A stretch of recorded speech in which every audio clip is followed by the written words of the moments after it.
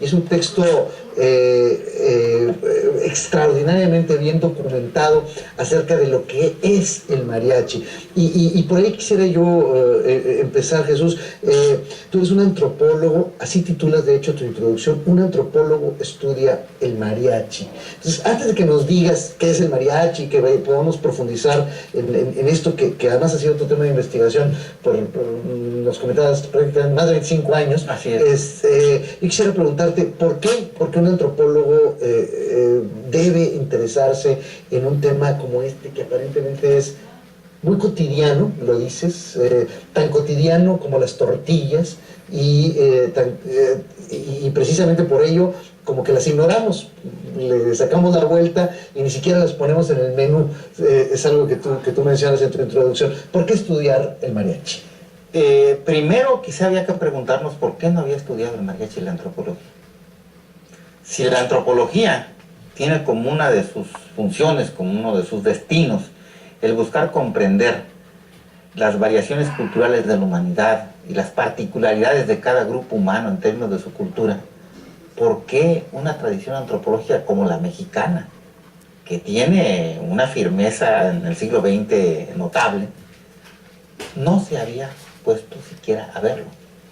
Te aclaro que hay libros premiados más de una ocasión como premios nacionales de antropología, hechos sobre un pueblo tan mariachero como Tuxpan de Jalisco, y dedicados específicamente a las fiestas y a las danzas, y no se menciona al mariachi una sola vez, cuando manifiestamente sí existe allí, y es una tradición notable en ese pueblo y en esa región, el sur de Jalisco. Hay hasta discos completos del Instituto de Antropología sobre el son del sur de Jalisco. ¿Por qué no? Yo considero que por tres razones. Primero, porque la antropología generalmente, y esa no es solo mexicana, sino la antropología mundial, está preparada para buscar el estudio de los diferentes, de los otros, y no de nosotros mismos. Aunque inevitablemente la antropología tiene que regresar aún a la cultura de uno propio para poderla entender.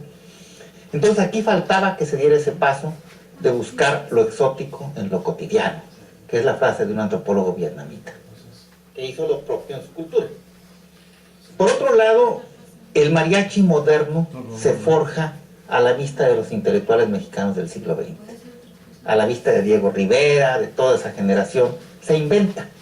Tú mismo leíste que se trata de una tradición inventada, no por eso ilegítima, sino totalmente legítima como toda la tradición. Ni menos tradición. Ni menos tradición.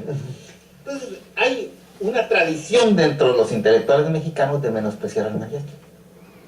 Y por lo tanto, no tenemos etnomusicólogos todavía que se dediquen al estudio del mariachi.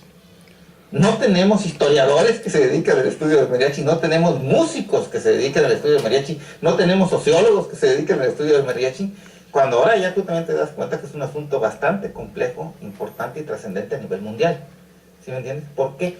Porque hay toda una herencia desde las películas de la época de oro de menospreciar al mariachi. ¿Sí me entiendes?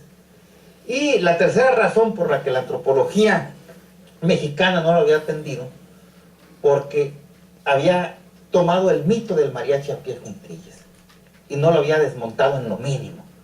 No se había dado cuenta que el mariachi también es una institución de las culturas indígenas mexicanas, de cierta región. Y aunque la antropología se dedicaba a las culturas indígenas, esa parte estaba también imposibilitada de verse. ¿Sí me doy a entender? Sí, sí, o sea, sí. los coras, los huicholes, los nahuas del occidente de México forman parte de la macrotradición mariachera. Entonces, por eso no se veía. ¿Por qué yo lo estudié? Porque, como lo cuento en la introducción, tuve la fortuna, y ahí está una anécdota autobiográfica, de que un anciano me abriera los ojos y me hiciera ver que yo mismo, que había crecido en esa región, no veía eso, pero que eso existía, y para él por lo menos era más importante que lo que yo le estaba preguntando para mi investigación. Yo lo leí, le recomiendo que se haga usted el libro y que lo lea y que se detenga un minuto en la introducción, pero quiero pedirte, Jesús, que nos platiques precisamente esa anécdota que yo ya la leí, está en la introducción, y que tiene que ver con el encuentro que tienes con este anciano que termina su luto con un zapateado. Pues mira, es difícil recordarlo, no es difícil recordarlo con la puntualidad con la que está escrito, pero pues fue muy sencillo. Yo llegué con un muestreo estadístico a hacer una investigación sobre grupos domésticos de productores de tabaco, a preguntar por un señor que salió en el muestreo. Y me mandaron con su papá, que se llamaba igual. Yo no sabía, que me equivoqué. Me mandaron con don fulano de tal, que era el papá. Yo ya le había dicho que le iba a hacer una entrevista. Cuando me di cuenta que no era, ya pues no había manera y le seguí. Y se soltó platicando. Y la plática la derivó a cuando él era joven, y de ahí se derivó la plática a la feria donde asistía Santiago Ixcuintla, y de ahí a cómo le gustaba mucho bailar los sones y jarabes en la tarima, y de allí, como era el mediodía, me invitó a la cantina del pueblo. Así de sencillo. Y ahí pues ya llegó el hijo, y como lo digo, pues... ¿Qué le hizo usted a mi papá? Exactamente. Y yo pensé que me estaba reclamando el costo de las cervezas, y resultó que no, que el señor tenía más de un año que no había manera de hacerlo salir de su casa. Y allí ya en retrospectiva me di cuenta, por los sones que pidió y por las letras de los sones, que él estaba cerrando el luto para su mujer. De esos eventos que los antropólogos y que bueno, cualquier investigador de pronto se topa de forma aparentemente casual, pero que de alguna suerte es el resultado de las reflexiones, y tú así lo manifiestas también en tu introducción. En este caso quisiera referirte a tu apreciación sobre el concepto de tradición, y concretamente de tradición mexicana. Esta noción de inventarse las tradiciones, esta noción de inventarse el concepto de nacionalidad y de vincularlo en este caso, porque bueno, hablamos de lo mexicano, y cuando preguntamos por lo mexicano, pues si no es la primera, es de las primeras cosas que mencionamos como lo mexicano, el tequila y el mariachi. ¿Qué tan cierto es esto, Jesús, de que esto es lo mexicano?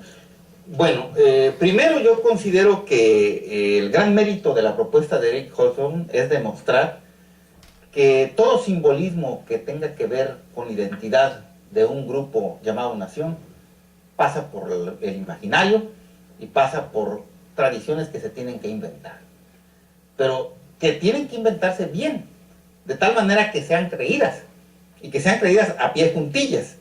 Y esto es un requerimiento, es un requisito de cualquier nacionalidad, sea la británica, sea las nacionales de África colonizadas por los británicos, o la mexicana.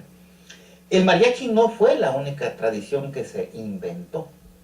Aquí yo me detuve en el pasillo porque veo que va a haber unas ofrendas de muertos. Bueno, hay un Día de Muertos, una festividad del Día de Muertos tradicional, se sigue desarrollando ritualmente en ciertas comunidades indígenas, y a partir del periodo de Vasconcelos en la Secretaría de Educación Pública también se inventa un Día de Muertos nacionalista, que es el que está anunciado aquí en el corredor, y del cual va a haber un evento aquí en el TEC de Monterrey, en el campus matriz, igual que lo va a haber en muchos lugares. Ese Día de Muertos se inventó precisamente como un recurso de identidad y se divulgó vía las escuelas, y así se sigue haciendo. Pero, por ejemplo, ese Día de Muertos hace 20 años no existía en Guadalajara, hace 10 que ya existe, hace 10 años no existía en Culiacán. O sea, va subiendo, pero el salto grande lo dio en la frontera. Aquí. Exactamente, y en Estados Unidos el Día de Muertos tiene mucho más tiempo. Bueno, el mariachi también fue un producto del Estado mexicano, pero en combinación con los medios de comunicación masiva.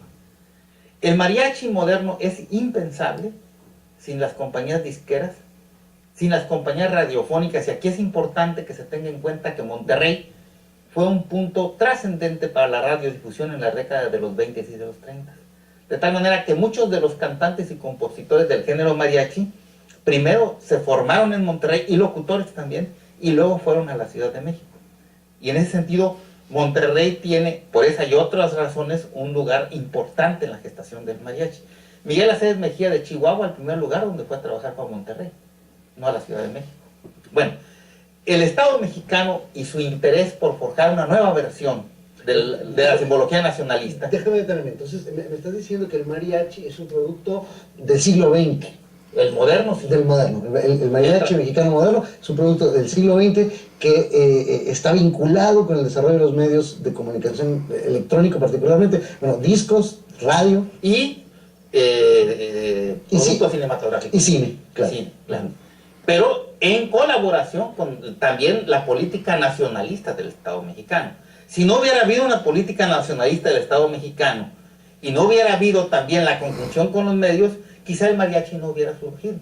No hubiera surgido esa nueva versión del mariachi, que es la que llegó a ser el símbolo musical de México y la que se difundió y existe actualmente por toda América Latina, con mucha fuerza en Estados Unidos y en Canadá, y en Europa y en países de Asia.